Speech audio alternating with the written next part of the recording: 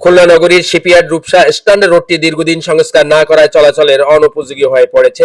বড় বড় খানাখন্দে সড়কটি আজ মরণ ফাঁদে পরিণত হয়েছে।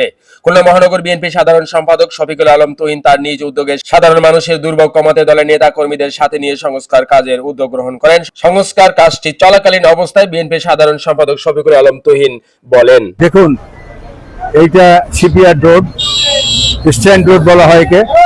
এই রোডটা স্ট্যান্ড রোড থেকে শুরু করে রূপসা ব্রিজ পর্যন্ত বিস্তৃত।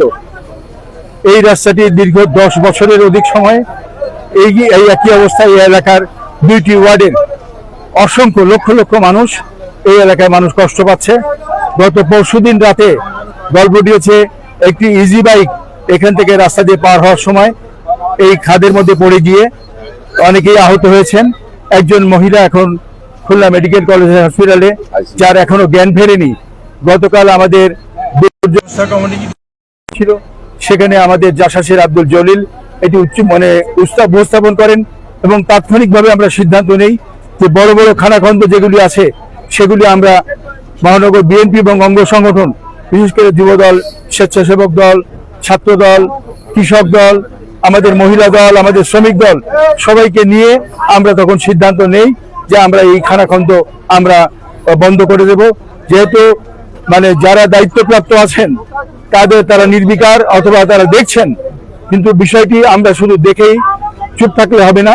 আমাদের নেতা মাননীয় প্রধানমন্ত্রী দেশনায়ক তারেক রহমানের নির্দেশ হচ্ছে যে মানুষের কল্যাণে, মানুষের সেবায় নিজেকে উৎসর্গ করাই হচ্ছে আমাদের কাজ। সেই কারণে আপনারা দেখতে পাচ্ছেন আমাদের বিএনপি এবং অঙ্গ সংগঠনের সকল প্রধানরা এখানে এই কাদার মধ্যে নেমে, কাদা পানির মধ্যে নেমে আমরা এই কাজটি করার চেষ্টা করছি। যদিও আমাদের সামর্থ্য সীমিত, তারপরেও আমরা এই সীমিত সামর্থ্য দিয়েই এই এলাকার মানুষের কিছুটা হলেও, বিশেষ করে যে সমস্ত যানবাহন চলাচল করে তারা যেন একটু শান্তিতে, একটু স্বস্তিতে চলাফেরা করতে পারে, তার জন্য আমরা পদক্ষেপ গ্রহণ করেছি এবং সবাই প্রস্তুতি নিয়ে এসেছি। যদি বর্ষা নামে তার মধ্যেও আমরা এই এলাকায় কাজ করব এবং আমরা এই এলাকার মানুষের পাশে থাকব।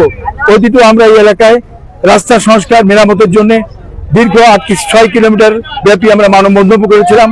সেই মানববন্ধনে এই এলাকার হাজার হাজার মানুষ উপস্থিত হয়েছিল। তারপরে প্রশাসনের টনক নড়েনি। আমরা দাবি জানাবো অবিলম্বে এই স্ট্যান্ড রোডের মেরামতের জন্য কার্যকর পদক্ষেপ গ্রহণ করা।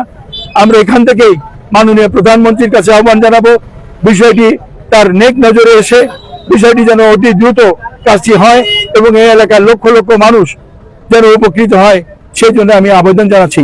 সাথে সাথে বলতে চাই, আপনারা জানেন এই রাস্তা দিয়ে যারা গর্ভবতী নারী, তারা যদি হাসপাতালে নেওয়ার আগেই পথেই গর্ভবতী তিনি গর্ভপাত করেছেন। এই এলাকায় হৃদরোগে আক্রান্ত হলে কোনো মানুষ যদি এখান থেকে ইজি বাইক অথবা অ্যাম্বুলেন্সে যায়, প্রতিমধ্যেই তিনি মারা যাচ্ছেন, কারণ অ্যাম্বুলেন্সে নেওয়ার সাথে সাথে ঝাঁকুনিতে তার মৃত্যু হয়ে যাচ্ছে। এত দুর্বিষহ জীবনযাপন করছে এলাকার মানুষ, এত মানবেতর জীবনযাপন করছে এলাকার মানুষ।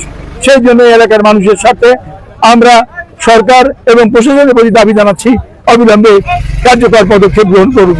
যারা জনপ্রতিনিধি আছে তারা কি করছেন আমরা জানি না, কিন্তু রাজনৈতিক দল হিসেবে জনগণের কাছে জবাবদিহিতার স্বার্থে বিএনপি জনগণের পাশে ছিল, বিএনপি জনগণের পাশে আছে।